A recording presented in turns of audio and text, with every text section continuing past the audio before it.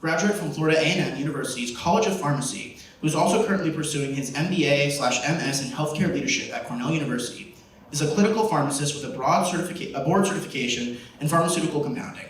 Dr. Franklin also teaches dispensing and compounding, self-care, issues in contemporary practice as an assistant professor of pharmacy practice at Florida A&M University, where he is the chair of the curriculum committee for the college. Gallop has committed his professional life to addressing health disparities of the community. While a college student, Gallop served on the Florida A&M University Board of Trustees, and because of his in-depth understanding of the Florida higher education system, he was elected to serve 1 year on the Florida Board of Governors, which is the policy board for the state university system of Florida. During his service as a Cooper National Fellow, where he was able to learn how Florida's government governs the state of Florida, as well as assist during the process under the leadership of Governor Charlie Crist. While Cooper National Fellow, Gallop was nominated by U.S. Senator Bill Nelson and was confirmed by the Open World Leadership Center in conjunction with the Russian Federation to serve as a Kremlin Fellow, which at the time was a group of aspiring U.S. leaders who played an intricate role within U.S.-Eurasian relationships. Gallop founded Gallop Incorporated, where he serves as the president and CEO. Gallop Incorporated is a general counseling firm with its main focus on education. Gallop Incorporated also recently created a boutique real estate investment firm to provide affordable housing for communities throughout northern Florida. Gallop is the co-founder of Distinguished Young Gentlemen for America Incorporated, and he's a member of the City Tallahassee Minority Women and Small Business Enterprise Citizen Advisory Committee. And during his undergraduate academic pursuits, he also served 2 terms as student body president at Florida A&M University. Franklin is a 4th degree black belt in Shaolin Goju Karate and a former nationally ranked gymnast and an accomplished violinist. Please welcome to the stage, Gallop Franklin.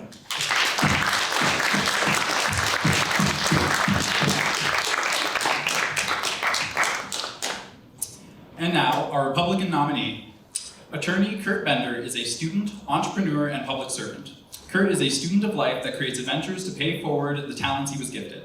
Curt is a board member of Legal Services of North Florida, a member of the Leon County Sheriff's Citizens Advisory Council, and a member of the Leon County Educational Facilities Authority. Curt was the former 2 times chairman of the Tallahassee Startup Week, where he organized its first pitch competition, and the winner successfully pitched on Shark Tank. UF attempted to bribe Curt with a full scholarship to law school, but Curt knew better, and he graduated from FSU Law with honors, where he studied business law. Curt also worked as business advisor at the Jim Moran College of Entrepreneurship, assisting FSU entrepreneurs while he studied for the Florida bar exam. With his go-getter personality, Curt has led and provided legal assistance to veterans and entrepreneurs through programs such as FSU JMI's Entrepreneurship Bootcamp for Veterans. He has volunteered and taught with Tallahassee Community College Spark Entrepreneurship Program. As a mentor, Curt supports youth by providing volunteer opportunities, exposing them to various cultural events, providing life guidance and sometimes legal guidance. Curt Bender is a dynamic connector, serving his community as a serial volunteer and attorney. Curt earned the prestigious leadership certificate from the Taylor Leadership Institute at the University of North Florida, and he is a graduate of Leadership Tallahassee, Class 38. Curt is a florist with bouquets by Bender, but he makes his living as a business law attorney at his own law firm, Bender Legal. Please welcome Curt Bender.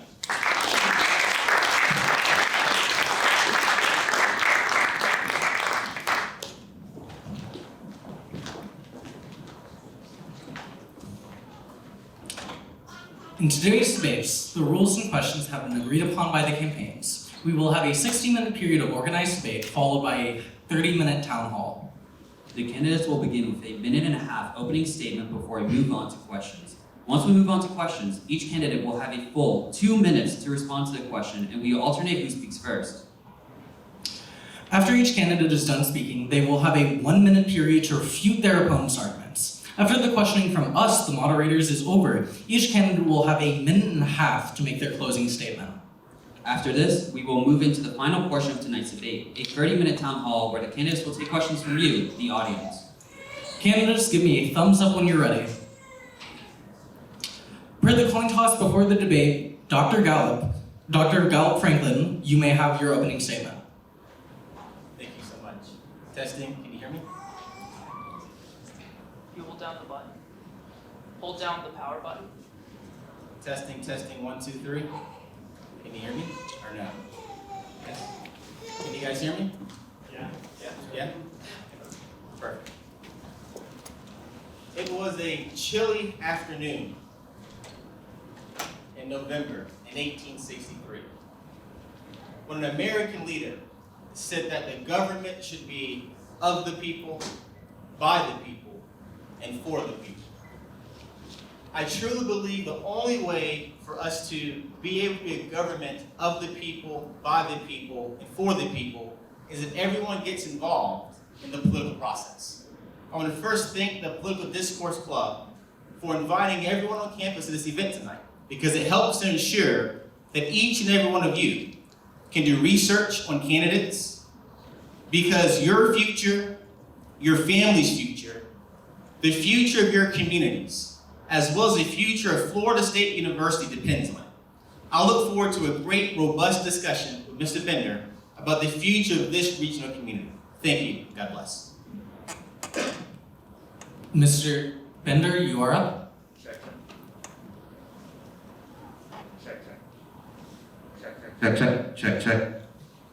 Good evening, everyone. Thank you for having me here. First and foremost, I'd like to say it's my daughter that's in the audience that's been making a noise, so we're going to excuse her because she's participating in the process. If she tries to help me answer some questions, don't worry about it.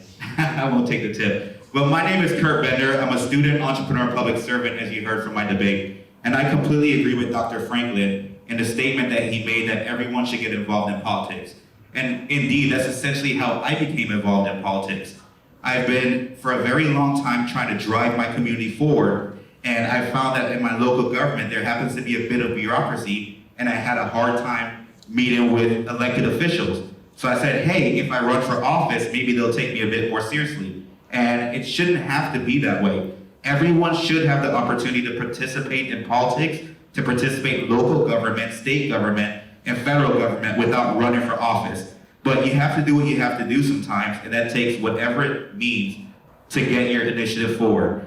I agree also with Dr. Gallop in the statement that we made about being a government for the people. I am a Frederick Douglass Republican and a Republican, an Abraham Lincoln Republican, who made that quote that Dr. Franklin stated. I think that it's very important that we understand where the power ultimately lies, and it's with you all right here that take time to educate yourself in the different positions of the candidates and the different goals that we hope to accomplish. I also look forward to a very robust discussion. And also, at the end of this, just don't take our word for what we're saying up here. Take notes of what you like and what you don't like, and go home and do your own independent research. At the end of this, I hope that I'll gain your vote. Thank you. Thank you, Mr. Bender.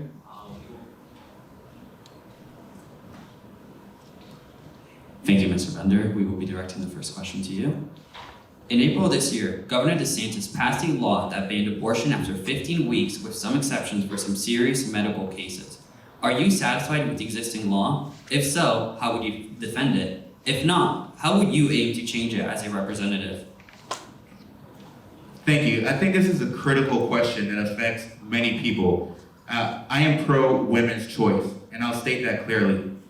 I am also pro defending the innocent. And we could disagree on certain things, but I think it's not what my answer is that's most important. I think it's for you all to see how I come to the answer and to see the reason I put there into. So I look at it this way. On one hand, you have the right of the individual, you have the right of the mother. And on the other hand, you have the right of the child. We can disagree whether a baby in a womb is a fetus or is a child. Just know that I believe that it's a child and life begins at conception. So I think, and as all you all know, that in a civilized society, each of us have to give up certain rights to live within that society. For example, I can't go around starting fights, I can't punch people, and that's complete autonomy over my own body.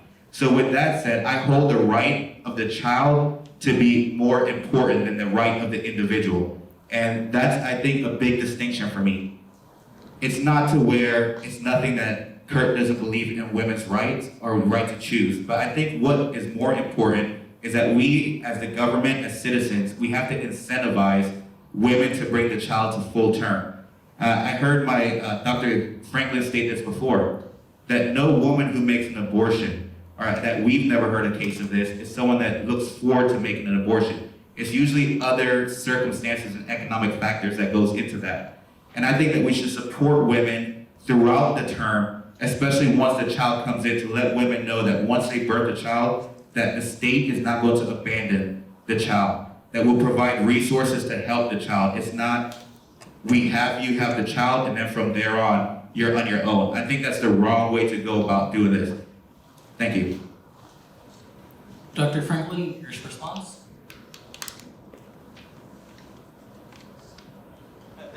Testing. Thank you for that question. That's a great question. As you know, the governor also is making a push to completely ban abortion in the state of Florida. I will never vote to ban abortion in the state of Florida. I believe in the woman's right to choose. I'm fully supportive of abortions up through the first trimester. As you know, it can take sometimes a month before a woman might know that she's pregnant. And so the reason why I support that and not a ban in Florida is I have a fear that women will start having to try to travel to other states or illegally do these in the bathroom of their dormitory or maybe in the bathroom of a friend's house or even inside their own condo, and other consequences can happen because of it. And so I am pro-choice. I would never vote to decrease from 15 weeks, even though the governor is strongly pushing abortion ban to 0, not at all. And also, if that does happen, I'm going to fight for incest as well as rape, of course, to be something that can be considered for that not to happen. Like Mr. Bender mentioned, I said this before in an earlier debate last week. I think it's also important to start seeing how we can support women. I said exactly what he just mentioned. I know different women that had to have abortions before. And that decision was never a decision taken lightly. They weren't joyful about it or excited. They were fearful, and it's one of the most difficult decisions a woman has to make in that moment in time.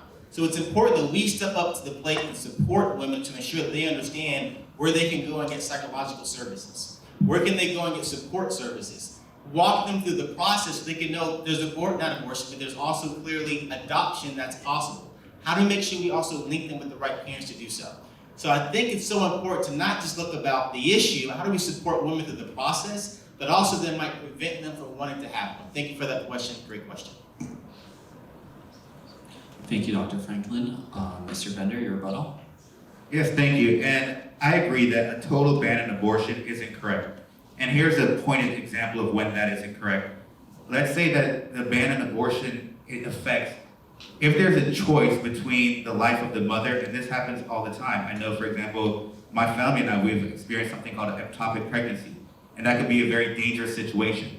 So if it comes down to the choice between the woman's life and the life of the child, I hope that that's a decision that will be made exclusively between the woman and her medical provider, because that's a critical thing, and the state shouldn't ban that, because then the state essentially chooses which life is more important, and then that's something that should be made between the family and the doctor. And I want you to understand something when it comes to how I came to the reasoning on this choice. I don't believe in any circumstance outside of war to where it's okay to take someone's life. I don't believe in the death penalty, and I also don't believe in assisted suicide that's state sanctioned.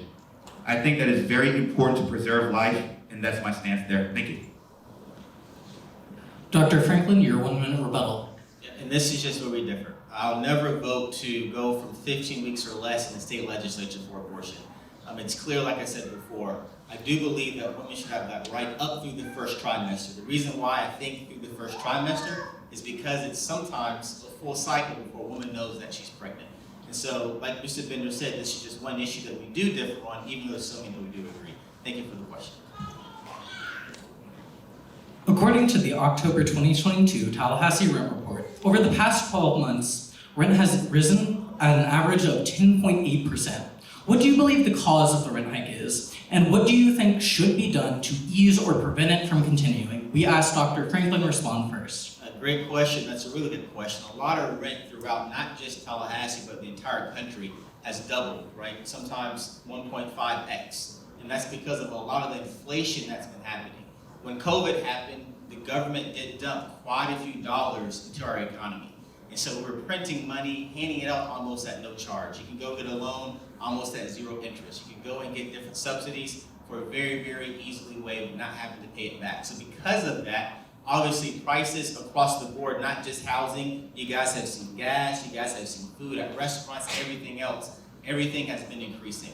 I truly believe that here in Tallahassee, we can try to make a more competitive market. So what I could look at doing is bringing an infrastructure where people interested in building apartment complexes can have an easier ability to do so.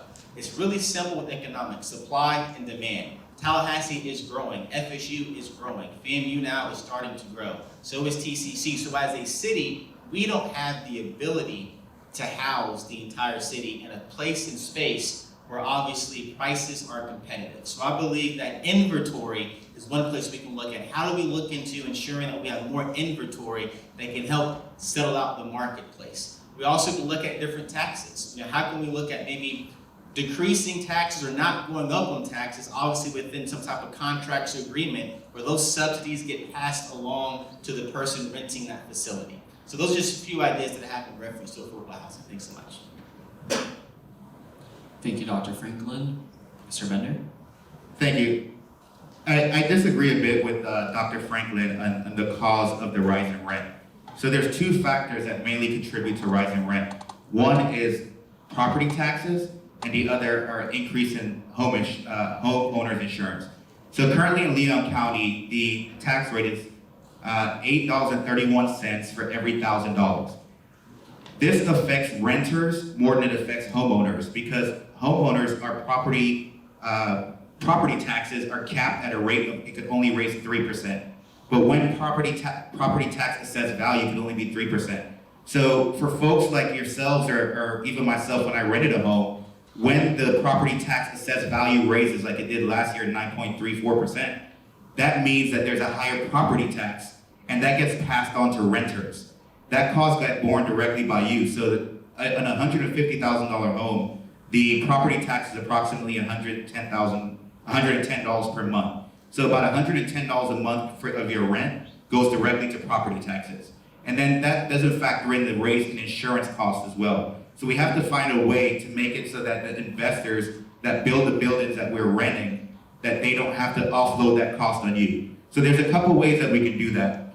One is by capping the rate of which the assessed value can rise. For homeowners, it's capped at 3%. Well, we can do that for investment properties. The problem with that is that when we try to cap that, folks say, you're giving a break to the rich. But the problem is, it's not the rich that bears that cost, it's the renters that bear that cost. So we have to figure out a way to alleviate that problem. And I have a few good ideas. I'm running out of time here, but I'd like to also address what's the other critical thought of this, is the raise in insurance rates. It's simple economics, supply and demand. When the cost goes up for the homeowner, whether the house is being rented, they pass that cost on to the consumer, who are the renters. So we have to figure out a way to keep it cheap and affordable, as well as make sure that those savings are passed on. And that's mostly done by the property taxes, as well as insurance costs for the home. We're so sorry, Mr. Bender, we have to cut you off. Dr. Franklin, your 1 minute rebuttal. And I did mention taxes. I talked about making sure we're not increasing them. I talked about making sure we can maybe reduce them, but also say we can make sure that those subsidies do what? Get passed along to the consumer. So I did mention taxes, Mr. Bender, in my answer. Thank you so much. Thank you, Dr. Franklin. Sorry about that. Mr. Bender, your rebuttal. Yeah, I did hear you mention taxes, Dr. Franklin. I think we have to get a bit more pointed on exactly what tax that we're talking about. I don't mean to misrepresent you, but specifically property insurance tax, because property insurance is something that's levied. It's called ad valorem tax, and it's levied by your local counties and municipalities, and that's where it gets cost. It's not a statewide program. So when we go to our city hall, we have to have them. This is mostly a local issue, not a statewide issue, but we can still speak on that issue because it comes from the county level and the municipality level that raises those particular property taxes. Thank you. Thank you, gentlemen. On to the next question. According to the Department of Education, the state of Florida currently has a teacher shortage of over 5,000 as of the end of August. What short and long-term solutions would you propose to end the shortage? Mr. Bender, you may go ahead. Sorry. Thank you. I think there's a lot of things that's already being done, and this is where my conservative approach best rears its head. There's a couple things that we're doing right now to address that. In 2022, we passed a homestead law, and some of you all may not be familiar with homestead, but it's essentially when you buy a house and you apply for homestead protection, there's a lot of things that come with that. One is if your house is worth $150,000, you only get taxed on $100,000 of that. 50% is untaxed. So we raised the homestead protection for teachers to $75,000, so they only get taxed on the additional $75,000. I think that incentivizes teachers to stay in their job. And another thing, this is the biggest problem when I hear it from educators, is that they feel that the burden rests squarely on them. We have to figure a way to get parents involved in the education to take some of the burdens off of the teachers. And I'll discuss that a bit more in a moment. Thank you. Dr. Franklin, your response? Yeah, thank you for that question. A great question. Mr. Bender's correct. There are some tax subsidies that teachers do get, but obviously that's not enough. We do know right now we are at a critical shortage for teachers in our school system here in Florida. So one thing I want to try to propose is in reference to automatic renewables of teaching certificates. You get into the classroom, you teach for 2 years, then now if you don't go and pass that test or take that test, which by the way costs $200, you're kicked out of the classroom. So in this temporary scenario, looking at the automatic renewal of temporary teaching certificates can help those people stay on track to become teachers. Also, just think about something for a second. Imagine if you went to work every single day and could not put someone that you loved on your desk. Just think about that for a second. And so there's so many laws that are being passed down right now where teachers feel like they're inside of some sort of jail cell and can't be themselves. As you know, you can't have a conversation with a child about maybe someone that you love because they might be of the same sex. We all realize that, right? There's also some moments where if you might mention something about Martin Luther King in the wrong classroom, you might could lose your job. And so those kind of things make it even more difficult for a teacher, not because they're there for the wrong reasons. Thanks. Sorry about that. Mr. Bender, you may go ahead with your 1 minute rebuttal. Yeah, so I'll go back to parents' involvement in education. Recently, the legislature passed a bill where if your child is struggling in reading, that they get a free hardcover book every single month to encourage parents to read with their children. And another thing that we have to do, we can't spread the disinformation and the fear-mongering for teachers. There's no bill passed that says that a student can't talk about civil heroes, Frederick Douglass, Dr. Martin Luther King, Harriet Truman in the classroom. I know that one of the questions addresses that later, and we'll touch on that later, but we have to empower teachers and let them know that they can talk about anything that they like in the classroom, and I'll stand on that. Thank you. Thank you, Mr. Bender. Dr. Franklin, your 1 minute rebuttal. 2-minute response. 2 minutes, audio. 1 minute rebuttal, so sorry. And I'll go back to what I was speaking of. And so obviously if teachers are having to be fearful of what they can teach, how they can talk, I don't know any teachers that are doing it for the wrong reasons. Typically it's all about making the child the best version of themselves. And so when they're restricted to these different laws that are being passed down and being bullied inside the classroom, that allows them to walk away. So we also have to look at programs like Teach for America. We want to try to recruit Teach for America to the Big Bend region, which helps draw talented, high-quality teachers to this area. If you guys aren't aware of what TFA is it brings the best and brightest people into a program and puts them inside of Title I schools that aren't being performed at a very high level, and really infuses that talent right in there, and hopefully they fall in love with teaching. And so looking at partnering programs like that can be helpful to increase our shortage here in Leon and Gaston County. Thank you, Dr. Franklin. With inflation at a 40-year high, southern states such as Florida have been impacted the most, according to Pew Trust. Do you believe that the current provisions, including tax holidays, have been sufficient to combat our statewide inflation? If not, what would you try to do to lower our state's inflation rate? Dr. Franklin, you will take this question first. Great question, really good question. We've all been experiencing inflation, whether it's at the pump, inside the store getting some type of clothes, whether it's going to the restaurant, all the prices have been going up at a very high rate. Obviously, right now in Florida, the reason why gas is a little bit cheaper at the pump right now is because right now we're not charging any state income taxes at the pump.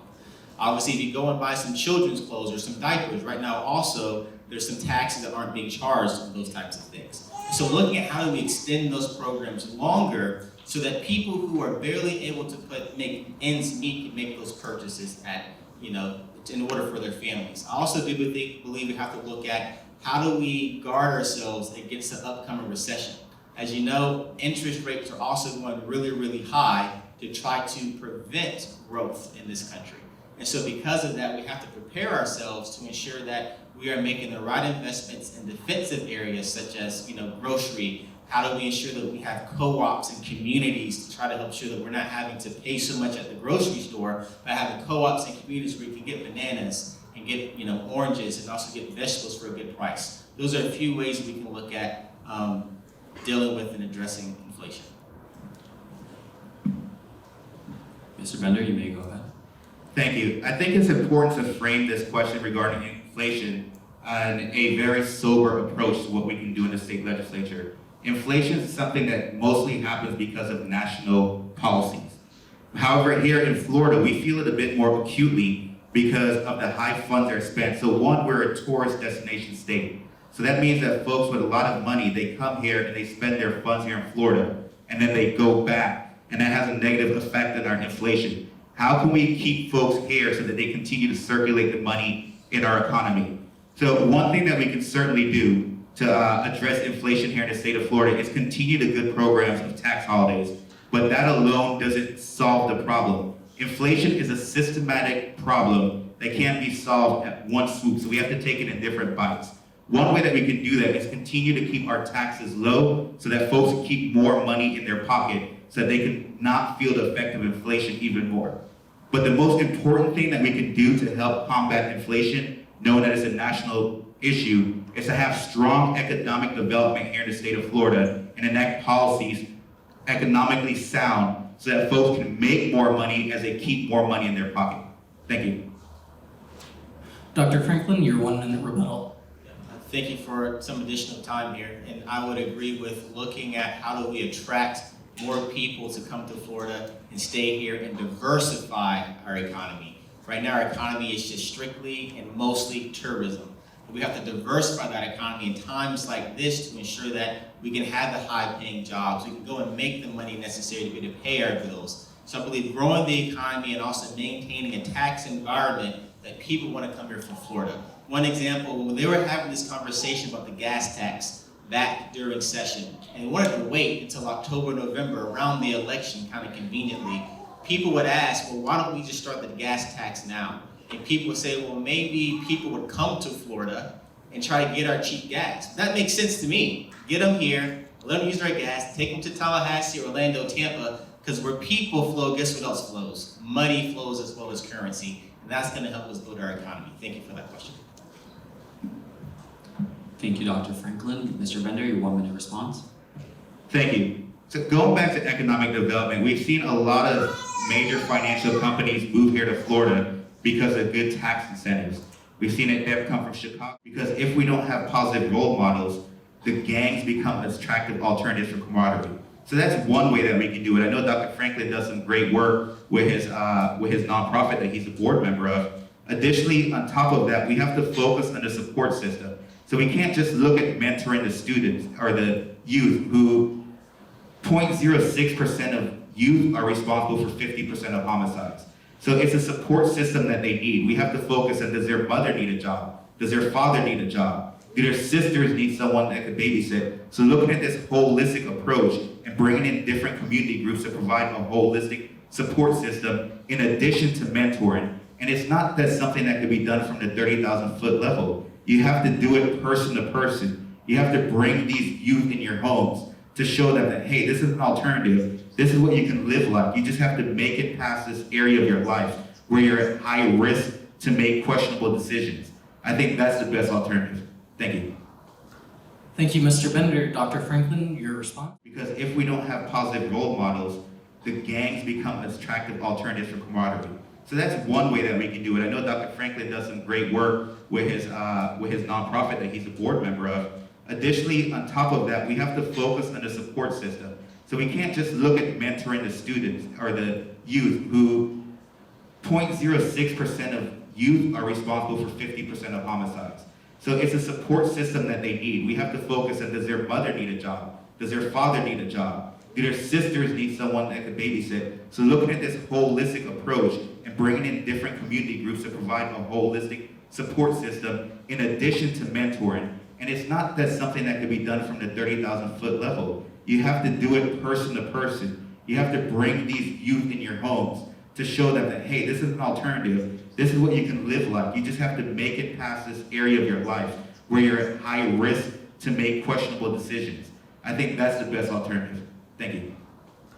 Thank you, Mr. Bender. Dr. Franklin, your response? Answering the question, just responding to it. Okay. Good question. Thank you for that question. As you know, we've had a lot of crime here in Tallahassee, even in the surrounding areas. And also, as you guys know, we have some of the highest poverty rates in comparison to other communities in the state of Florida. And I truly believe that poverty is directly coupled with crime. And that's why I believe that economic development has to be at the center focus of us having a war on poverty. Not a war on crime, but a war on poverty. And so early child education is very important. As we know, most of learning for a child happens from 0 to 5. We also have to make sure we have quality public education. Also, I do support in some places and spaces where students have the opportunity to go to private and charter schools. But in addition to focusing on student success to make sure our students are being successful, we have to also invest in youth support programs. Like Mr. Bender mentioned, I am a co-founder of a local youth support program. As you know, oftentimes as a child, if you don't have good organizations to be a part of and have a place where you can be productive, the idle mind is the place for the devil's hands oftentimes. And so it's important that we have parks and recreation, youth support programs that help people become the best version of themselves, where they're not just out maybe throwing rocks at cars or maybe trying to find trouble to get into. Thank you for that question. Great question. Thank you. Mr. Bender, you may go ahead. Thank you. Here's where a lot of the violence outreach, and I don't think that they get it wrong, but I've been an advocate on changing the focus on how violent outreach works, right? So typically you have an alleged perpetrator and then you have a victim. I think that the culture is so desensitized to the victim that we have to find another way to get this done.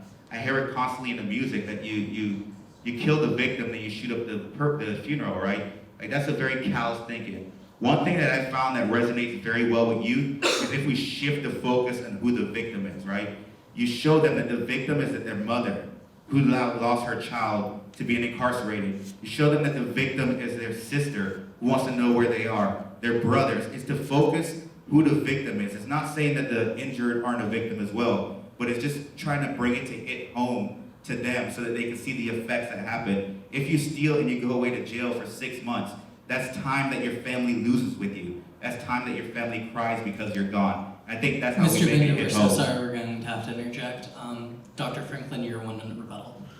Thanks. Thank you for the rebuttal. I truly believe in my heart of hearts that if people have opportunity, they'll do well with it.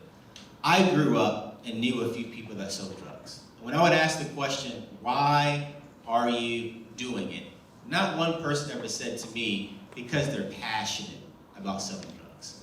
Oftentimes, people that come from communities that are disadvantaged feel like the card deck is stacked against them. But we have to make sure we change that narrative and provide economic opportunity by investing in education, bringing larger companies here, growing smaller jobs here as well, so that they do know that there is opportunity above, right, the legal economic realm to be able to make money for their families. I truly believe once people realize and understand that there's opportunity for them, we can prepare them for that through trade schools. I don't know if you guys know this or not, but to put in sprinkler heads in a building like this, you get paid $80,000 a year. And so if they knew those type of opportunities existed and were prepared for them, I believe... Dr. Franklin, we're so sorry, we're going to have to cut you off. Now on to our next question. According to Feeding America, around 33% of children in Leon County are food insecure compared to the national average of 8.4%. What is your strategy to combating food insecurity in areas throughout Florida, specifically our District 8? Good question. Great question. As we know, Second Harvest is a big place that helps fill that void and that gap for hunger. Our last representatives here in Leon County put in a request in order to continue to fund Second Harvest, and some of that was actually line item vetoed from the governor. So we have to make sure we are investing in programs like Second Harvest that can address hunger in order to make sure our children are hungry. We also have to look at how do we ensure that our school system is equipped to feed children while they're at school. I know for a fact within this district there's some students that might come from a low socioeconomic area but go to a smaller private school that don't have the capability to feed their students. I want to make sure that we can partner with the public schools, the charter schools, and the private schools to ensure that all children, no matter where you go to school, if you have a need, as in your parents make below the poverty line, you have access to food. In addition to that, we can look at co-op programs that deal with the food deserts in this area. And so that's when we're able to actually help people grow produce, vegetables, and those types of foods right there in the neighborhood.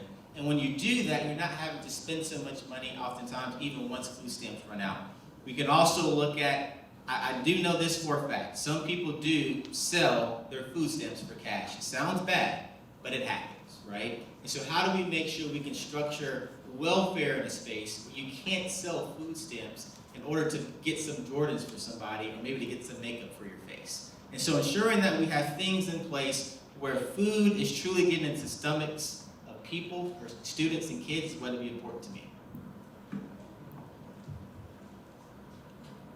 Thank you, Dr. Franklin. Mr. Bender, your 2-minute response. Thank you. I'll address this in 2 parts. The first part is food insecurity in schools. I completely agree with Dr. Franklin that no child should be in school and not be able to eat, because then you're not learning, you're focused on your hunger.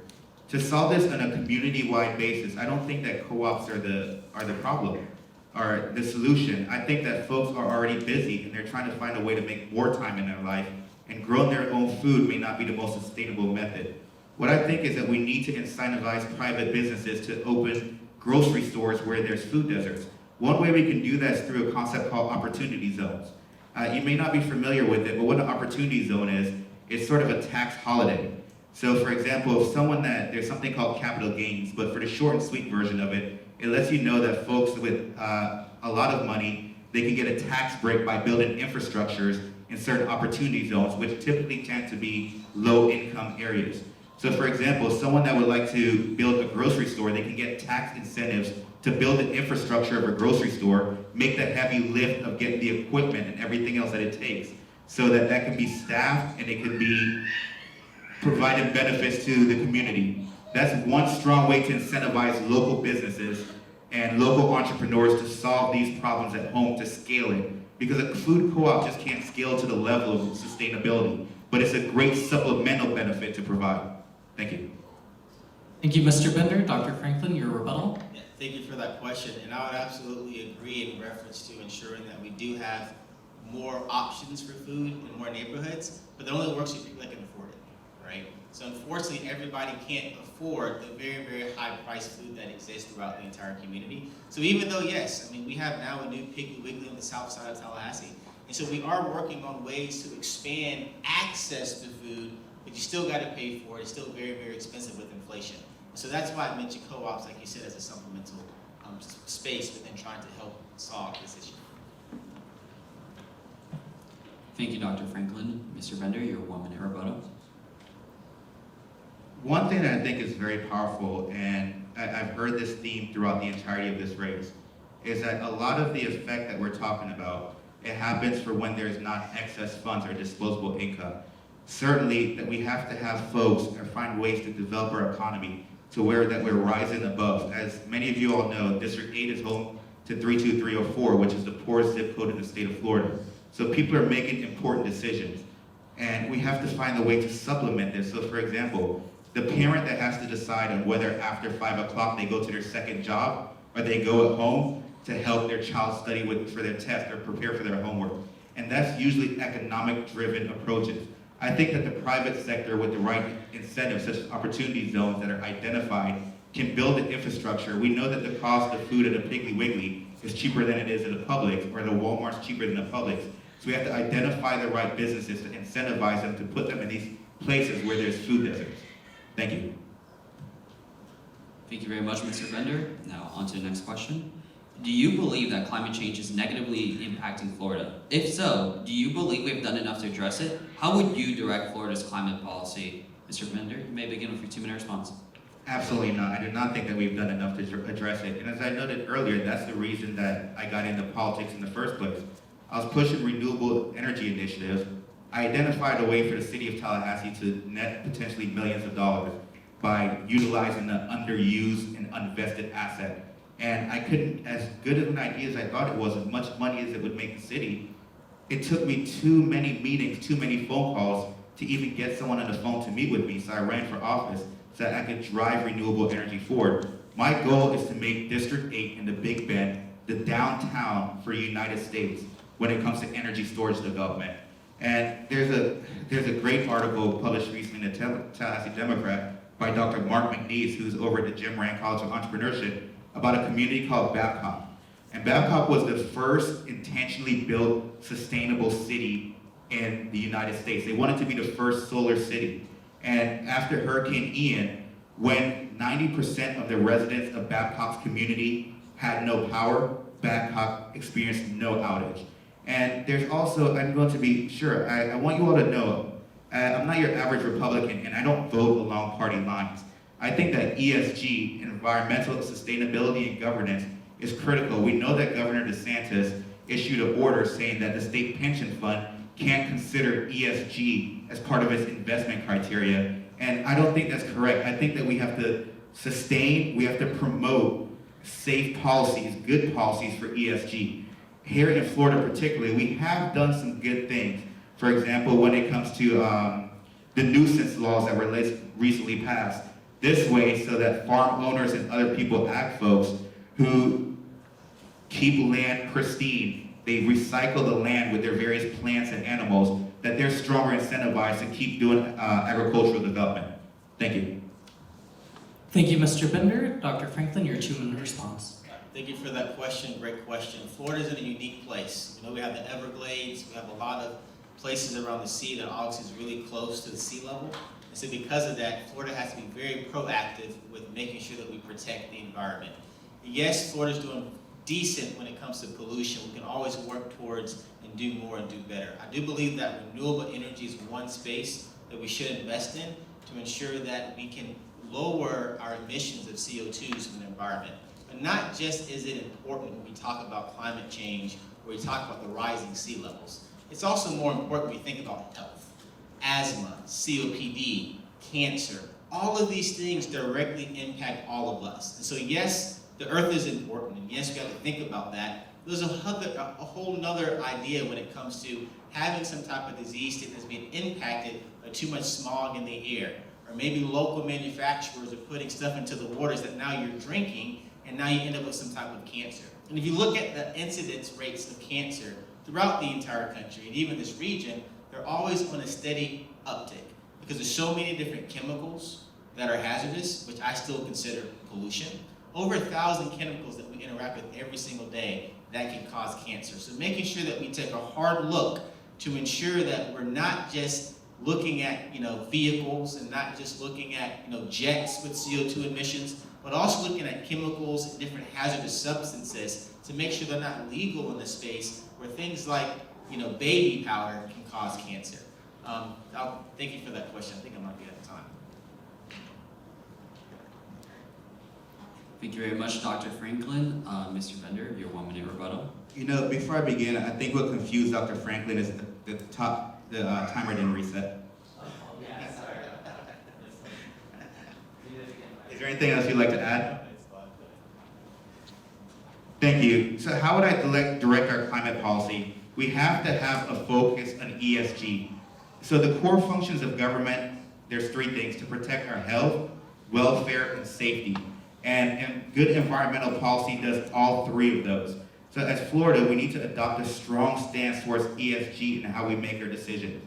One, and my only guiding principle when it comes to environmentalism, is that we have to be good stewards of the earth, right? And we start at that principle. We each have to do our part, but the state, and with using economies of scale, has a competitive advantage to set good policies, and we have to do so. We have to be a bit more forward-thinking when it comes to renewables. There's some laws are in place right now to prevent good environmental policies that were developed in the 1970s and 80s before the proliferation of strong renewable energies. So we have to update our laws, something I've studied intensively, to promote ESG. Thank you.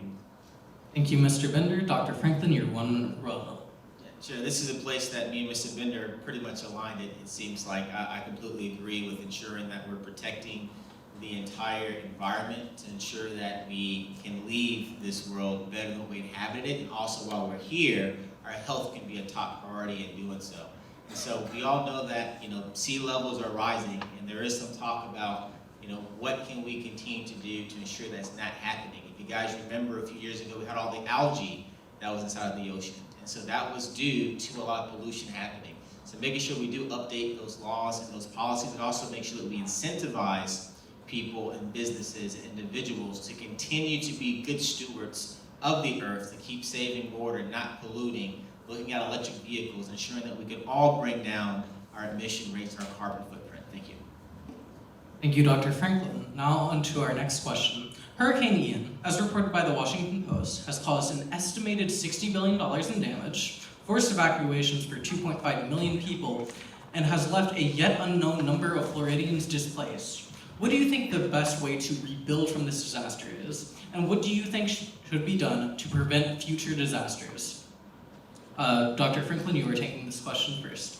Thank you for that question. It was very unfortunate, as we all saw just a few weeks ago in Southwest Florida, how it just decimated their entire community. And as you know, with these hurricanes, they seem so unpredictable. It looked like it was going towards Orlando and Tampa, and took a quick right and went to Southwest Florida, Sanibel Island, Fort Myers, and in that area. And so my heart still goes out to those families, but we're going to make sure that we build back strong. As you know, there are a lot of grants that the governor had to recently veto to ensure that we can build up our financial support just in case we might need it. Obviously, conversation with the federal government, coordinating and collaborating with FEMA is going to be very critical for all the families that are being displaced to rebuild that area back up again. We have to also look at how do we reinforce the beach areas to ensure that the flooding doesn't happen as much. There was also so much flooding from the surges that was actually more damaging than a lot of the wind in those areas. Also, this conversation about how do we ensure that people can really know when to evacuate. As you know, the local communities weren't sure where the storm was going. And so it's so important as we're trying to be here in Florida, and obviously hurricanes is a big deal, we don't want to always give off the false alarm, because when a storm's coming, I'm also a victim of it too. I figure I've been through 3 hurricanes before, this was not as bad. But obviously that's why I think it's important to, when we are trying to get people to evacuate, it's really a real time to do so. And so we have to make sure we're investing, working with FEMA, ensuring that we're saving the money now. So yeah, we might not can give out money to youth support programs. We might have to kind of cut back on some of the funds for some of the organizations that we do give money out every single session, to ensure we can save those dollars to invest in the area to try to help build them back. So it's going to take the entire state of Florida, all of our tax dollars, to ensure that we can help them get to where they were before. Thank you for that question. Thank you, Dr. Franklin. Mr. Bender, your 2-minute response. Thank you. So the question asked, what's the best way to rebuild from this disaster? And what do I believe should be done to prepare for future disasters? And that's hardening our infrastructure. I noted earlier about the Babcock example, where 90% of the city, 90% of the county lost power, and there was millions of dollars in damage, but in Babcock, it didn't happen, so they actually received a minority of damage in the hundreds of thousands as opposed to in the millions. And that's a good example, but not everyone can get there tomorrow. There's a big industry new in Florida, it's called built for rent. And back in the days, investors would snabble up maybe 1 or 2 investment properties, but now investors are gobbling up hundreds of properties at a time. I think that we should work with those developers and investors to build hardened infrastructure homes. That includes things like putting solar panels on new construction in these built for rent industries. I think that by putting our infrastructure underground, not everything can go underground, but many of our infrastructures can, and the issue is that it's an expensive lift, and our traditional infrastructure is hardwired. I'm sure that you all know the economies of scale and why the utility companies are considered natural monopolies, because of the large lift that it takes to put this traditional infrastructure in. But now the technology is developing to where we can leapfrog some of those issues, and the only way we can do that is by having a heart and mind focus on renewables, on environmental sustainability, because with our aim that way, we can make that permeate to how we build these homes and different infrastructures. Thank you. Thank you, Mr. Bender. Dr. Franklin, your 1-minute rebuttal. In addition to that, when you think about when you're at home and there is a hurricane coming, where do you normally go for safe haven? typically maybe your local public school. And that's because commercial buildings, the framing is built with steel and not wood. And so ensuring that homes at the same time, the reason why they're not built that way is because if you don't know this or not, steel is a lot more expensive than wood. But how do we ensure that the price of steel, and especially in certain areas that are going to be more adverse and more likely near the beaches to experience these type of storms, to kind of increase some of those mandatory minimums to make sure that those homes and neighborhoods are built in a way that can really fend off hurricanes. So as it is now, you do have hurricane windows that are required, of course. As it is now, there are different regulations that you do have to build homes that's closer to water, but we do need to look at a way of how can we still make it affordable. How can the government make investments to ensure that when you do build those higher quality hurricane type of neighborhoods and homes, kind of like your local schools or even condominiums, that they can be up against a really tough storm. Thank you, Dr. Franklin. Mr. Bender, your 1 minute rebuttal. Thank you. And there, in our local legislature in 2022, one good thing about being from the state of Florida that we can all appreciate is that we tend to be very responsive. So now we have a reserve fund to help with the infrastructure hardening or the result of these catastrophes that suffer. Florida is uniquely situated among the states that we're at the southernmost tip, and we typically get the brunt of hurricanes and other disasters of this sort before everyone else, and we just get it first, and we get it the hardest before it travels up north. I was having a discussion with our Congressman Neil Dunn, and what the federal government can do to help us shore up our infrastructure and to harden it. I'm not a big government guy, but we have to recognize the pains that Florida faces pretty acutely by being here in the southern eastmost region. And I think that we'll need to have federal support. I think Dr. Franklin mentioned it earlier, support with FEMA, because we all pay into the federal government, we all pay our taxes, and this is one of the great instances where federal and state government, as well as local government, can work together, including the business community, to harden infrastructure. Thank you, Mr. Bender. On to the next question. The United States Census Bureau reported that the number of uninsured Floridians rose between 2018 and 2021. As of December 2021, over 12% of Floridians are uninsured. Florida has some of the worst coverage rates in the entire nation. What would you do to increase access to healthcare among Floridians? Mr. Bender, you may go ahead with your 2 minute response. Thank you. One thing that we know is that in 2022, Florida as a whole, more folks enrolled in what's called Obamacare, the ACA Act, at 2.7 million folks enrolled in 2022, which is the highest in the nation. So Florida led the nation in enrollment. So I think that we're taking strides towards that. One thing we have to understand is that the cost of folks being underinsured or non-insured, it always affects us more in the long run. But again, when it comes to, for example, rent, $100 raise in rent, right, is a tremendous cost for folks. So folks that don't have insurance and they have to pay an extra $100 or maybe extra $200 a month to get insurance coverage, that can be devastating in a family, and that's many instances why they don't do so. So they wait until it's maybe when they're sick or the pain's a bit more acute to get medical coverage. So I echo the sentiment of we have to have stronger economic development to make it more affordable. For someone like myself, health insurance might be $400 a month.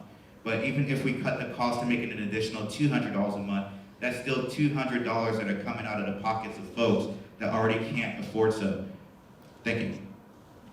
Thank you, Mr. Bender. Dr. Franklin, your 2 minute response. Great question. Thank you for that question.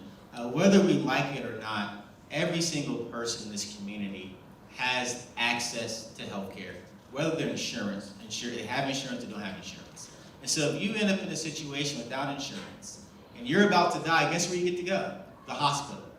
But at that point, taxpayers and all of us are still paying for that service. So I believe we need to expand Medicaid here in Florida. Oftentimes people say, well, that's going to be so expensive. How can we expand Medicaid? But as we all know, people who aren't insured drives up the cost of healthcare.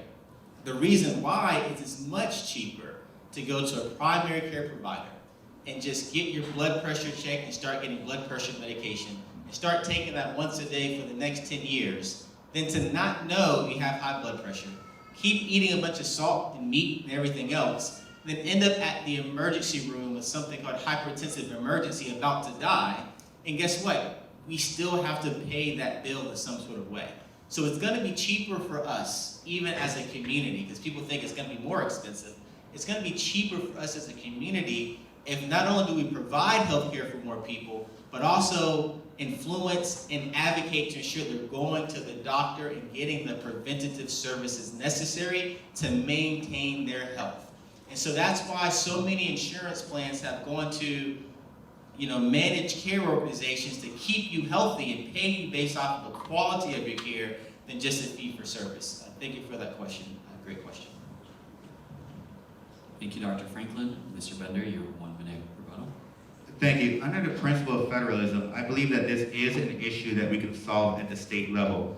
One of, I think, the greatest tragedies is that back in circa 2012, when Mitt Romney was running for president, he got crushed by the media and by the right-wing media particularly for being the precursor for Obamacare. Because when he was governor, he implemented a statewide insurance coverage. I think that's perfectly okay. I think that as Floridians, we can solve our healthcare issues at the state level, and that's fine. It takes a holistic approach, and you'll hear me say that a lot because these are systematic problems that we're approaching. So I think that expansion of Medicare, I agree with Dr. Franklin, and this may be against what many of my colleagues believe, my Republican colleagues, but I think that we do need to expand Medicare, and I would vote to expand Medicaid, Medicaid, and I would vote to expand it, because the bottom line is that healthcare, I wouldn't say that it's a natural human right because we can't force a doctor to treat you. But I think that everyone has the right to be healthy, everyone has the right to live in a healthy environment, and that's something that I would support. Thank you. Thank you, Mr. Bender. Dr. Franklin, your 1 minute rebuttal. In addition to that, I would like us to also expand access to healthcare. And so not only is it important to insure people, they have to also be able to make it to a provider. And there's some communities, just like we talked about food deserts, there are also healthcare deserts, where you have to drive 20 and 30 minutes to get some blood work, or maybe another 20 and 30 minutes to see a provider. Well, what if your city, like Quincy, which is in the district, doesn't even have public transportation? How do you get to the physician? And so looking at how do we change some of the laws for providers, where we have Walgreens and we have different pharmacies in every single corner almost in every community, rural or urban. But how do we change some of the laws to make sure that you can go and get access to blood pressure, diabetes medication, some of the really, really simple type of disease states that can be managed by a nurse practitioner or a pharmacist that doesn't require the expertise of a specialist or a physician. So that's another thing we have to really look at, ensuring that we expand the footprint of healthcare. And within that, I'm not saying that physicians shouldn't exist, and I'm not saying that nurse practitioners should take a physician's job. I'm not saying that at all. But only in those areas where they are a healthcare desert, and making sure that we also call it that. Dr. Franklin, your time has elapsed.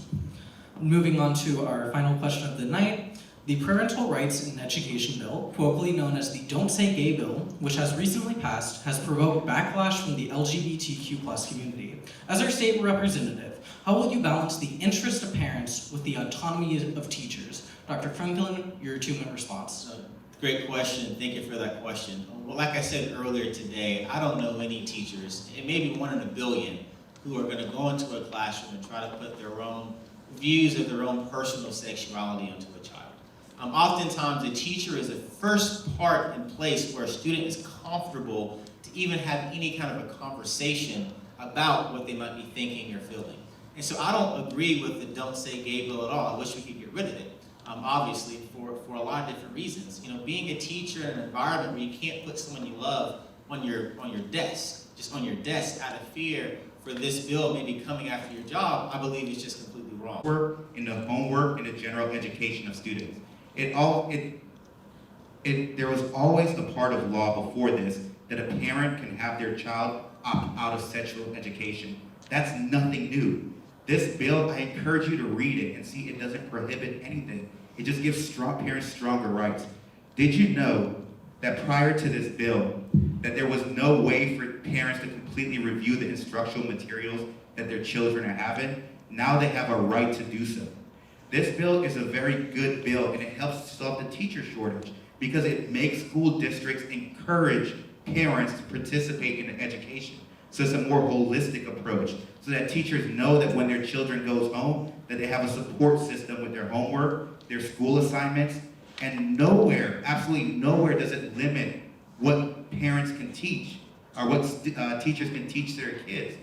That bill, the phrase "don't say gay" bill, that was created by a marketer who said it's actually good marketing to enrage parents, right?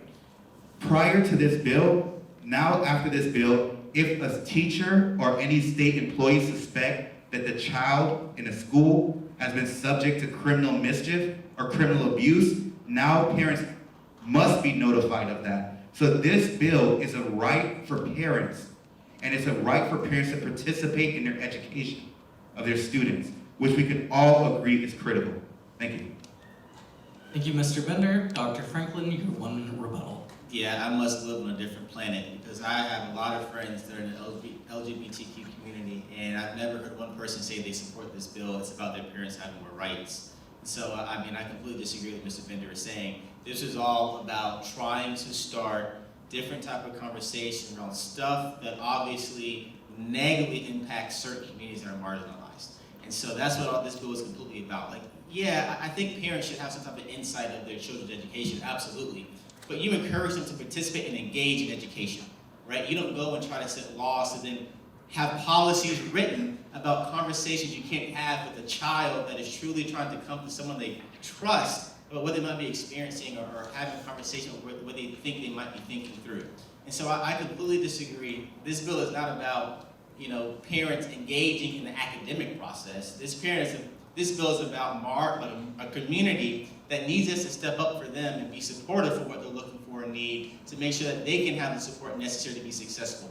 Suicide, as we all know, goes up in communities where you might feel like you're not accepted for certain different reasons. We all know that happens. Bullying happens because of it. And so it's a difficult scenario situation. So, I don't know if we're on a different planet or not, but this bill was not about engagement.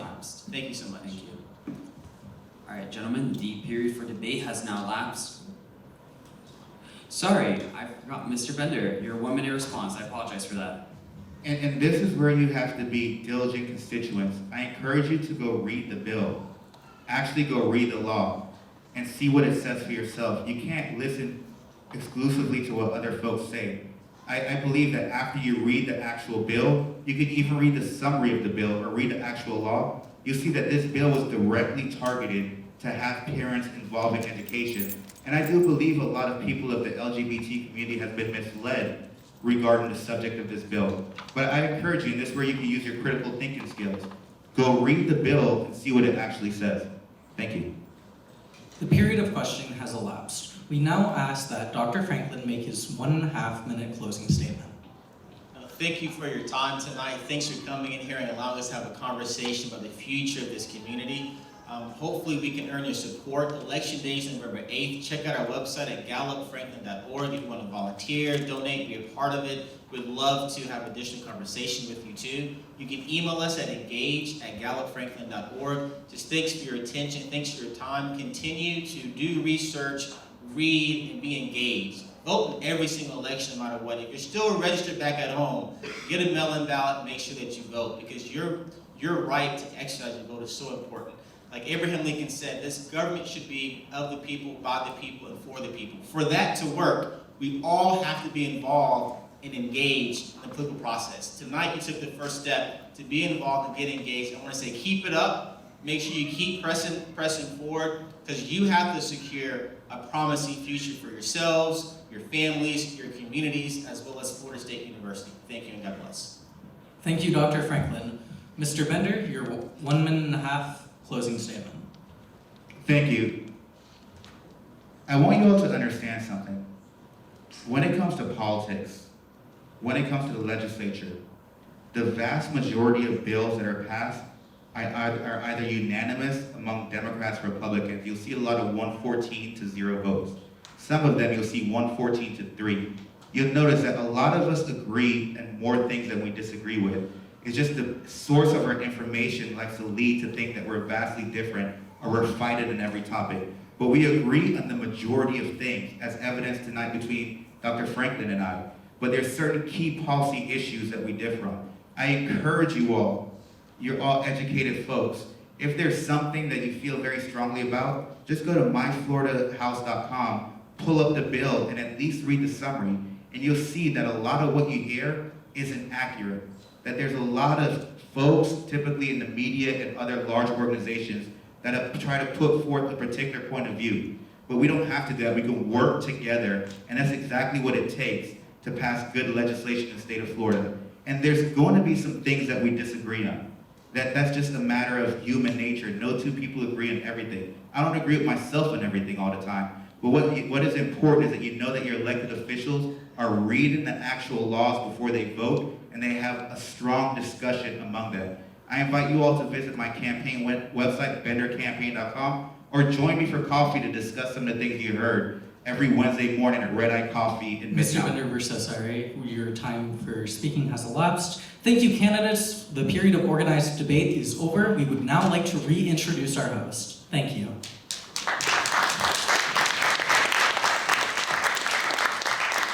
Hey everyone, thanks for that big round of applause for our candidates. We will now have a 10-minute intermission. Please feel free to stretch your legs, get some water, and think about what you'd like to ask the nominees, because we will return to a Q&A where you will line up over here and talk to Daniel, which we'll say when we get back, and you will get to ask them questions that you think of, so please make sure you do that. You're welcome to start lining up as soon as you're ready. We'll be back in 10 minutes. Thank you.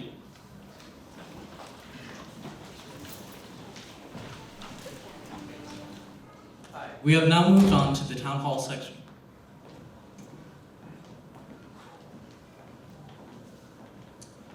Hi everyone, we're about to start our Q&A session of the debate. If you have a question, please line up over there by Daniel, and we're ready to begin.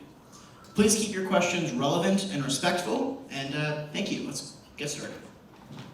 Hi, we have now moved on to the town hall section of debate. This will last half an hour. We will give you a chance to ask a question to one or both candidates. Each candidate will have a minute to respond to the audience question. We ask once again that you keep your questions both short and respectful. You may now go to me if you'd like to keep your question. Yeah, just keep it short, respectful. Okay, so this goes to both candidates here. So recently in August and so on, Ron DeSantis has made cuts to transgender healthcare in Florida. First, he's banned Medicaid access to transgender healthcare. That includes hormones for them, which is vital for their prescription. And he has also tried limiting hormones also on transgender youth, which also could mess up with prescriptions and so on. My question to you is, how can you secure transgender healthcare within Florida after Ron DeSantis has been making these laws that might screw up someone's body because they got cold turkey off the medication?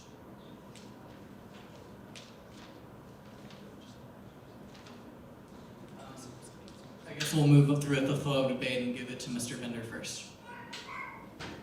Okay, great. I'll address two different points what you're stating. I think that the first point is healthcare when it comes to individuals.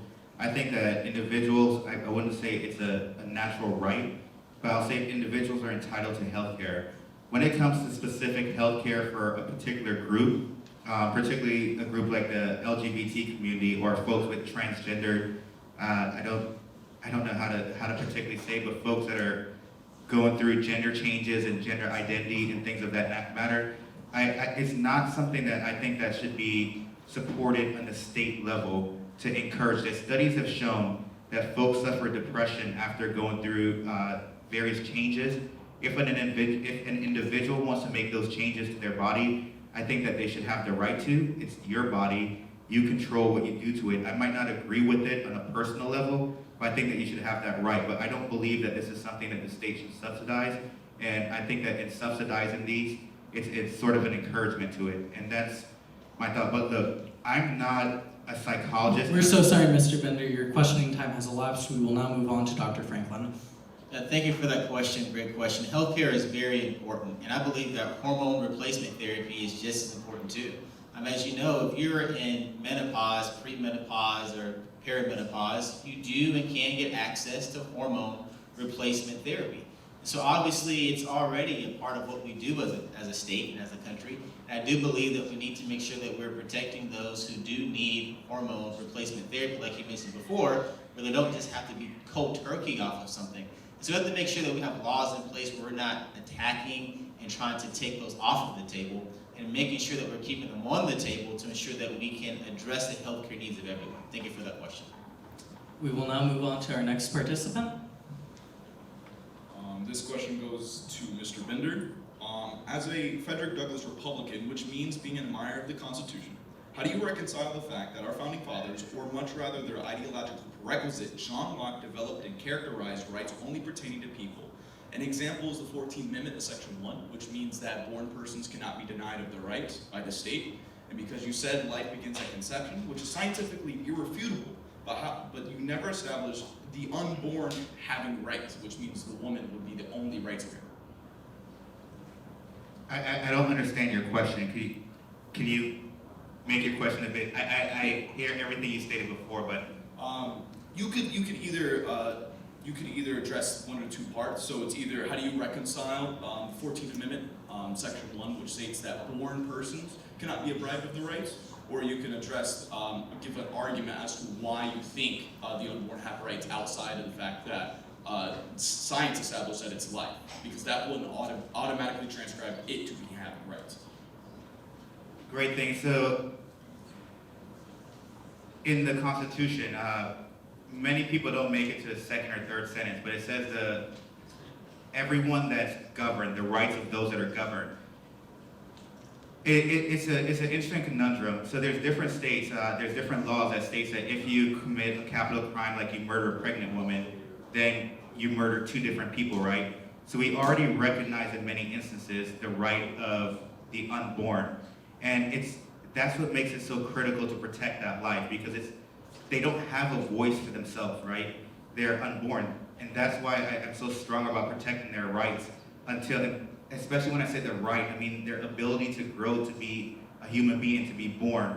And if we don't protect it, then there is no protection for that. So it begins with first recognizing that the unborn are alive, that they're alive, that they have feelings, that they have emotions, that it's typical characteristics that we give to a person that's alive, and then to protect it. So I hope that answered your question, or I gave the correct comment, but please feel free to re-ask it if I didn't. I want to thank you guys both for coming out. This question is directed to Dr. Franklin. You mentioned your support of abortion through the first trimester. However, considering that a fetus gains a heartbeat as early as 3 weeks after fertilization, beating roughly 110 times per minute, when do you believe life begins, and how do you draw this line / come to this conclusion? Thank you. No, great question. The first trimester is where I'm comfortable. When you start to be able to be born kind of early and almost live on your own, you're right. A heartbeat comes, some say 3 weeks, 4 weeks or whatnot. And if we're defining life by the heartbeat, then maybe that's how it is scientifically, right, at conception. But I'm comfortable in the space where the first trimester, it's not a fully grown baby yet, right? We're not getting to the second and third trimester. If you're asking me the third trimester, I don't agree with abortion at that point. Not even once you start getting to the second, but the first I do. And that's just because of the way I feel in reference to that child being a member, fully developed, a child at the time. Thanks. Nice to meet you again, Mr. Bender. Pleasure. Nice to meet you, Mr. Franklin. Yeah, good to see In you. Predator pink dress, you fine as hell. All right, so, but my question is, Hey, I haven't heard. Whoa. Let's just not do that. I haven't heard either one of you talk about fathers' rights in abortion. Hey, I have to say, I decline to comment. I decline to comment on this. I don't think that was a respectful comment to the young lady, and I won't engage And after I don't that. have a respectful comment for you either. As a black man, how do you not stand We're up so for sorry. fathers' rights? That's ridiculous. In abortion, you said nothing of fathers' rights. In education, you said nothing of fathers' rights. Nothing at all. Sorry, As a sir. black We man, request how that you does ask the questions work? respectfully and only respectfully. What? We ask that you only ask questions respectfully, and if you don't have Oh, a well, question. I said what I got to say. Okay. I'm out. Thank you. John, you have the mic back. Sorry, Kim. All right, we are so sorry about that. We will now move on to our next question. Again, apologies to everyone in the audience. going to be hard to follow that, but I come from a long line of educators, and I mean, first off, quick side note, teacher shortage, just pay us more. But Can you speak up, please? I can't hear you. sorry, the main question is, what are your opinions, the both of you, on campus cops? Because in my senior year of high school alone, there were 3 separate occasions where a campus cop assaulted a student for almost no reason. And so, you know, just what are your thoughts on that? That's a good question. I think we make sure that campus cops also are highly trained. Oftentimes, what we don't look at with police is their level of training. So to be a physician or a pharmacist, you have to have expert teach training and a doctorate degree because you're making decisions at the intersection of life and death. Police officers and campus cops obviously are making decisions at the intersection of life and death. And I believe that to ensure that what you just mentioned doesn't happen, we have to make sure we have a high level of training. Have you ever heard of a PhD in policing? We have not.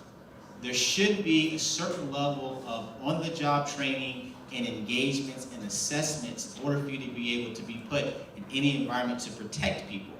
Cops are meant to protect folks, point blank period. When they aren't doing that, obviously they should not be police officers, or they might not have the training necessary.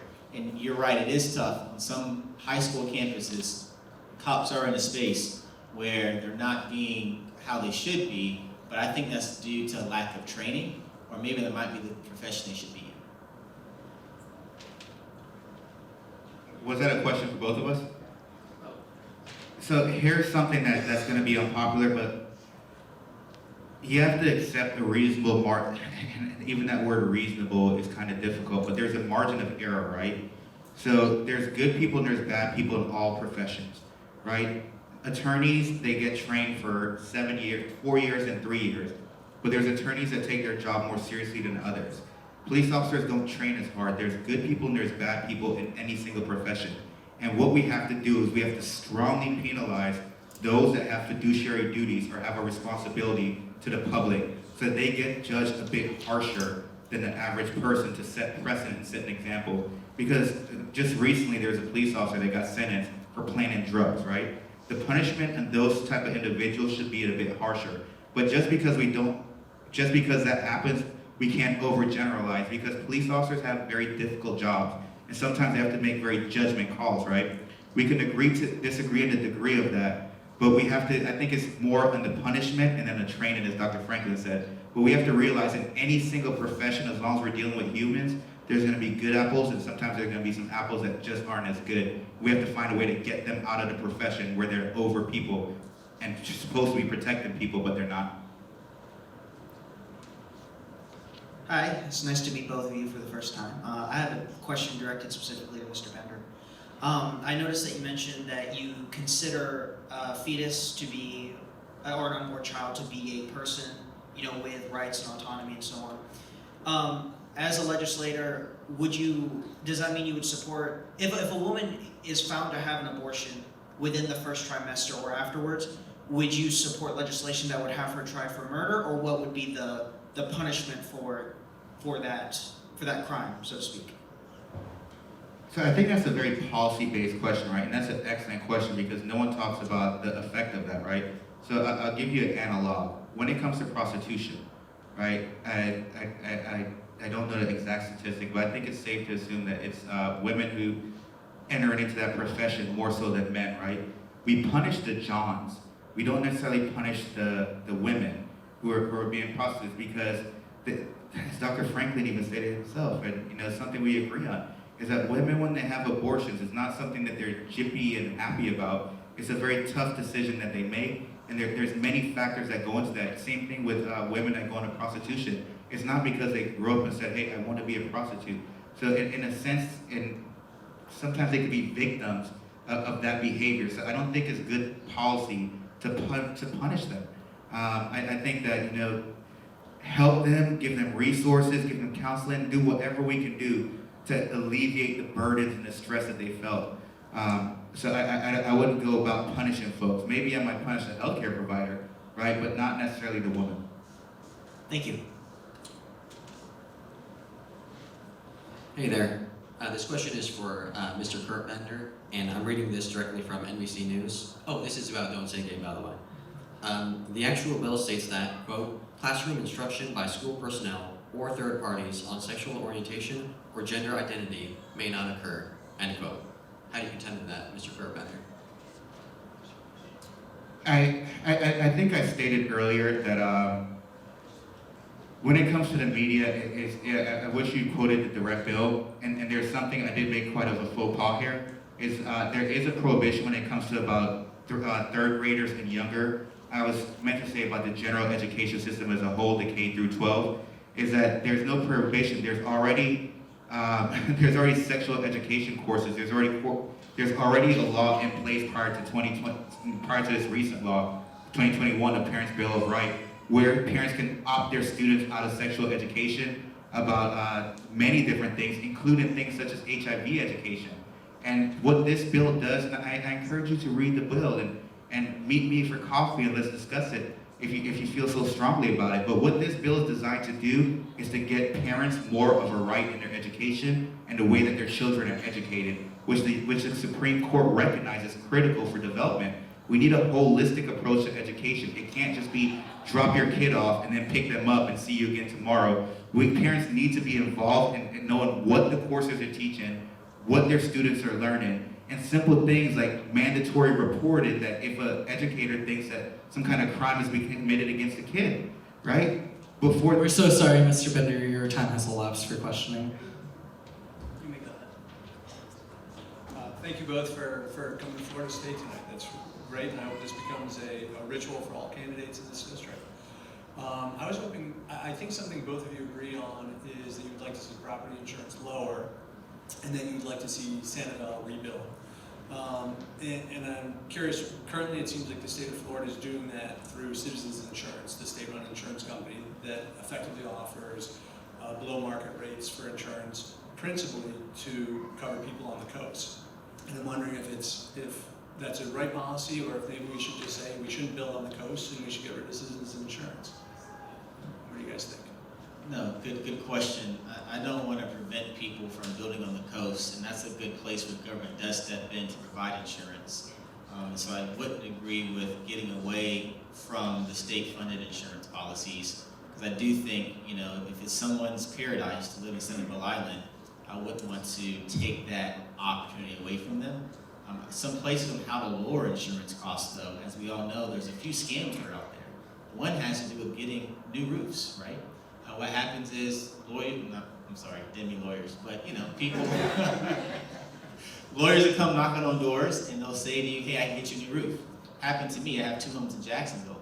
Got a phone call from a lawyer saying, hey, I can get you a new roof. Now, my roof was like 19 years old, and I knew it was already in bad shape. He was like, yeah, if I go up there, I gotta first do some research to see if any windstorms were in a certain mile radius. So he did his research, he found one, but I told him I wasn't interested because it seemed like it was a scam. And so obviously, if everyone's getting a new roof, not due to a real, hurricane or real wind, but because of the age of it, that's also a reason why insurance costs are going up, a reason why people, as you know, are even leaving. The insurance companies are leaving Florida because it's too expensive. So litigation is one place we have to take seriously in ensuring that people, I'm probably done, sorry, go ahead. All right, thank you for May I closing. address that question as well? Yeah, it was a question for both candidates. I was just about to ask you to move on. Thank you. I apologize, I didn't mean to cut you off there. So I'll start off with a joke, right? This guy rubbed a genie lamp, and out came a genie. And the genie said, what's your first wish? I said, that's easy, I wish I could get rid of all the lawyers.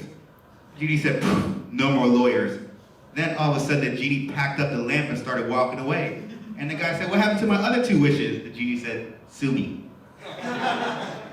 No, but in all reality, you can't take yourself too seriously. But 90% of lawsuits in Florida are insurance related, right? And you think about that.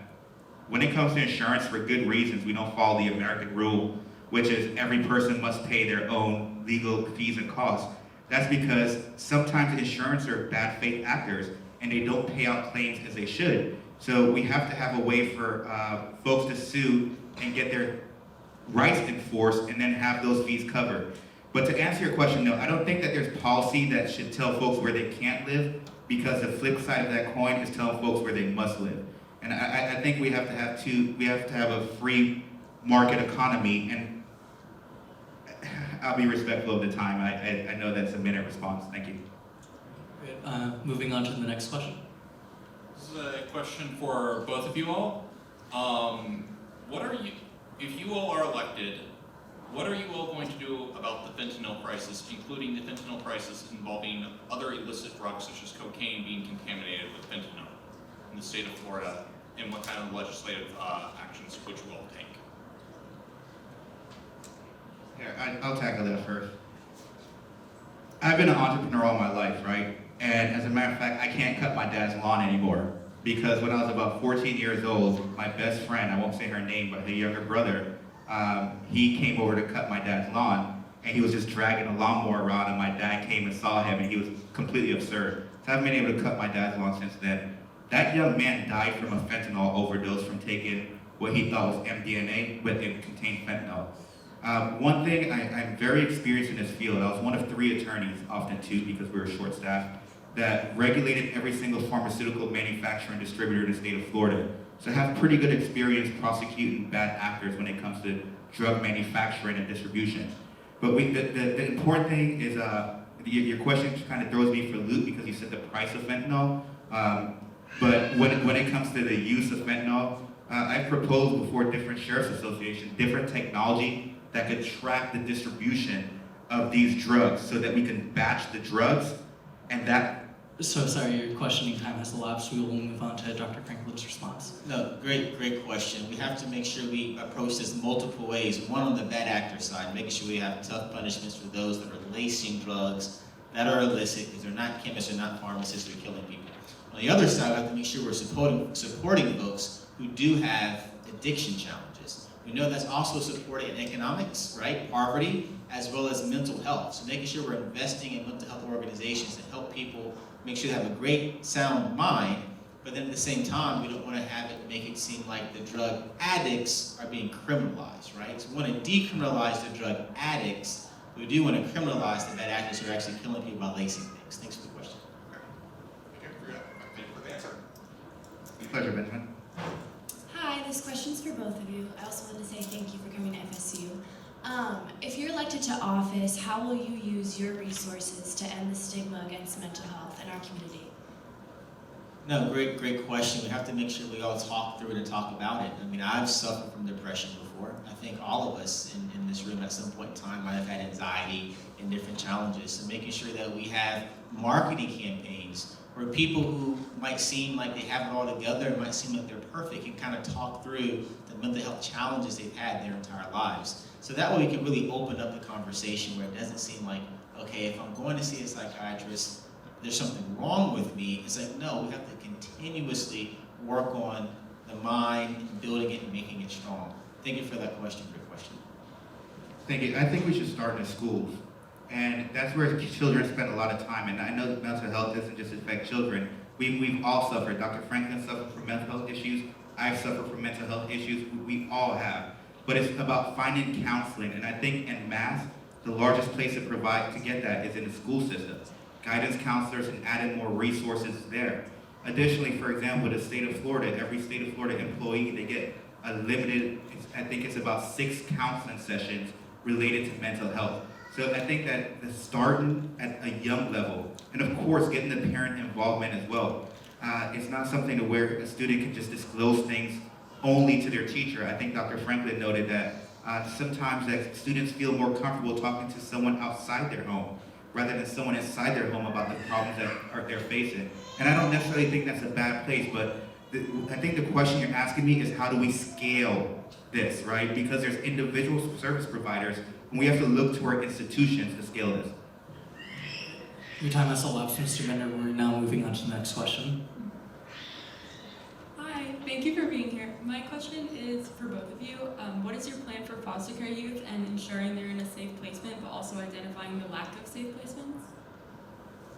I think you addressed the last question first. Yeah, so great. So the Florida legislature, they just passed a bill to strengthen, look, one of my mentees, he's in the foster care.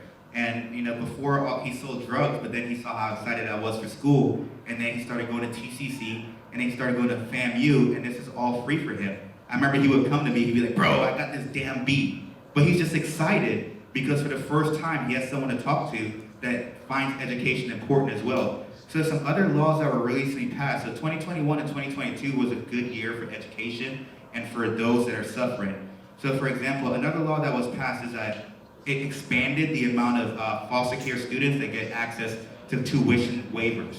Another thing that happened is that, and this is going to cause a slight uptick in the teacher shortage, but now there's an identification bill. So the example of if you identify a teacher as being disqualified for a number of reasons, things that we think are bad, that they're put in a permanent block list and they have to have compelling reason to get off. So I think that we're doing a lot right now, and in 2021 and 2022, we've done a terrific job of addressing this. But it's just to get the word out. Thank you. We have to ensure that we're supporting foster children, ensuring that they have the same opportunities that every other child does, no matter what home that they're in. We also have to make sure we're protecting them. As we know, some foster children go through abusive scenarios, sometimes they're not being treated safely. So we have to make sure we have the right investigators and the right folks that are involved with checking out the home, having the conversations, making sure there's a direct open link where school systems and counselors are aware of who the foster children are in addition to the regular children, to have those check-ins and conversations, make sure they're being supported. I support even foster kids being able to, regardless of what zip code they might live in, maybe attend a better school across town, like a private school, using vouchers where a kid that might be in foster care can still go to a school at Maclay, even though that the family or home that they're in currently might not be able to afford to support it. So I think supporting them is a great thing, way to do that. Thank you. Hello, this goes out to both of you. What is your opinion on school vouchers as an alternative to funding public, private, or homeschool education? Mr. Bender, will go with you first since Dr. Franklin took the last one first. Oh, apologies, just Dr. Franklin. No, great question. There's some places where I do support school vouchers. Where I don't support it is universally. Anyone can use it. Where I do support it in scenarios where you're being bullied, maybe your academics are falling behind because the traditional classroom environment is not being successful. And so in those spaces, my wife is the principal of Gaston County High School. And there's times where her kids get in a fight and she has to kick them out of school. That child that you kick out of school, though, if not giving an opportunity, is the same one that's going to come back and burn down the building. Old African proverb that talks about the child or the person shunned away comes back and burns down the village. So we have to make sure that children who don't have or aren't being successful in a traditional academic environment, no matter where they are in the social economic ladder, still have access to quality education. I support expanded school vouchers, and I think it's important, right? We can't pick and choose who has access to better education, right? We know that property taxes are one of the things that in higher, more affluent neighborhoods, there's higher return on property taxes, so there's more to invest in schools. It's about 68% when there's a voucher of the funds that follows the child. But it's a fundamental thought. It is the dollar goes with the child. It's the child that's the primary benefit, not the school district, not the teacher. It's the child that we have to care about the most. And next to the child is their parents. That's why I think parents' rights in education is so critical. But I support school vouchers. If you're in an area where you don't think that your child is getting the best education, and you believe that there's a different school where your child can be better educated, you should have a right to take that child to where they could better thrive. And don't wait for them to be bullied. Don't wait for other adverse effects, but the right goes with the child. That's my opinion. Thank you.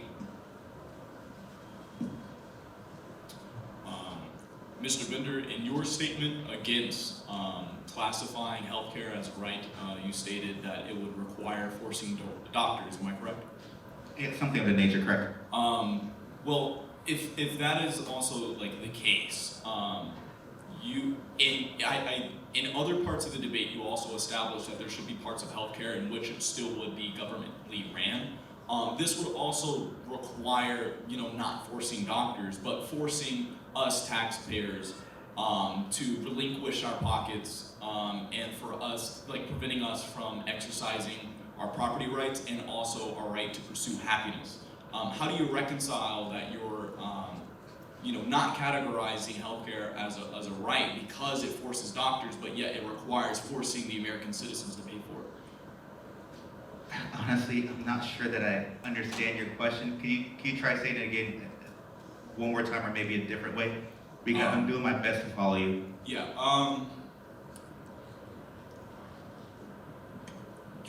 So you're not classifying healthcare as a right because it forces doctors. In other words, it violates doctors' rights.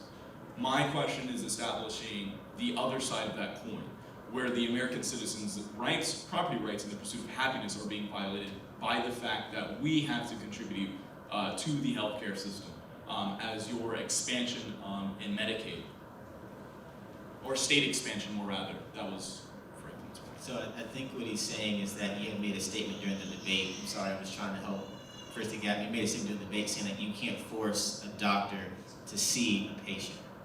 Remember he made? Yeah. I don't think that's my. So if you go to the hospital and you get shot in your leg, you're gonna get treated regardless of whether there's healthcare or insurance or anything of the nature. But I feel like you're making a very good point. I just want to get to the crux of it. Can you try? So then he was trying to say, well, if you're saying essentially that you can't force a physician who has rights to see a patient, how do you feel about forcing people to pay into a healthcare system? I don't feel ready to answer this question because I feel like I'm not going to squarely address your question.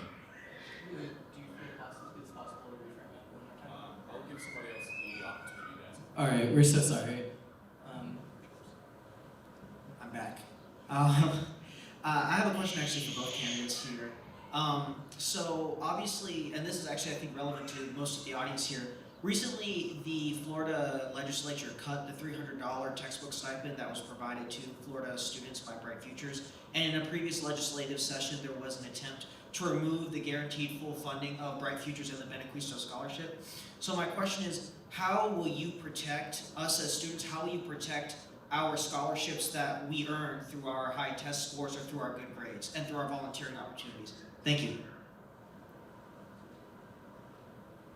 Thank you for that question. Great question. I'm in full support of protecting Bright Futures. I've always been in full support of protecting Bright Futures from years ago. Oftentimes, there's funds that we do get from the lottery that we should be investing all of it back into education, but oftentimes we might kind of sweep it for something different and something else. And so I fully support that we need, that's why Bright Futures was developed and created, to keep talent inside of Florida.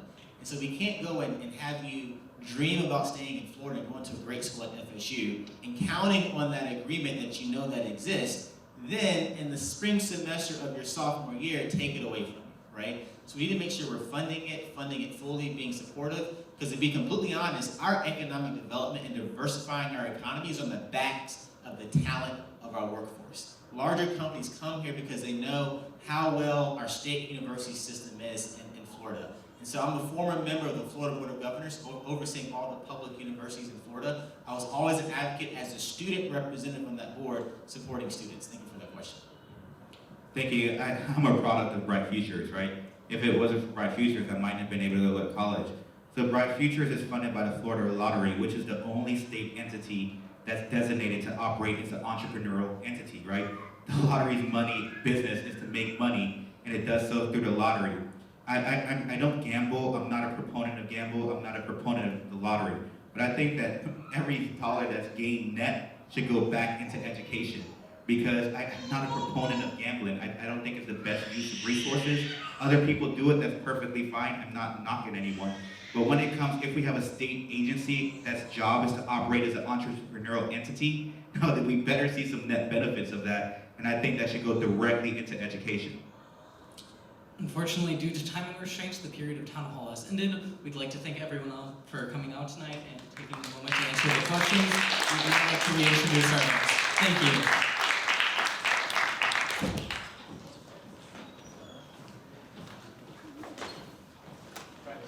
What a great Q&A. Please give a big round of applause to our candidates.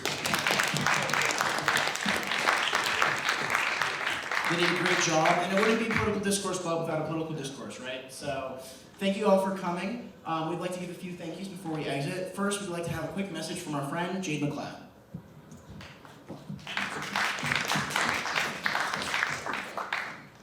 Hi, my name is Jade McLeod, also known as the lady in the pink dress. I am a student here at FSU, and when I brought this project to the Political Discourse Club, I wasn't quite sure what to expect, but I think I can speak for us all when I say that they far exceeded expectations and put on an amazing event tonight. I want to thank our hosts, Shmuel and Jeremy, and our moderators, Gonzalo and Daniel, and the rest of the PDC team, because they are the sole reason we were able to gather here tonight and witness such a fun event. If this debate interested you even slightly, I strongly encourage you to go to one of the Political Discourse Club's meetings. They meet on Fridays from 4 to 6 in HCB 215. Thank you all for coming tonight, and please go vote. The election is November 8th. Thank you so much, Jay. We really appreciate it. Thanks for all your help as well. A few quick thank yous. Our first thank you is to Keegan Malcolm and all of Campus Event Services. Without them, this night would not have been possible. We'd also like to thank our candidates one last time. And again, one last time, Election Day is November 8th. We encourage you all to get out and vote.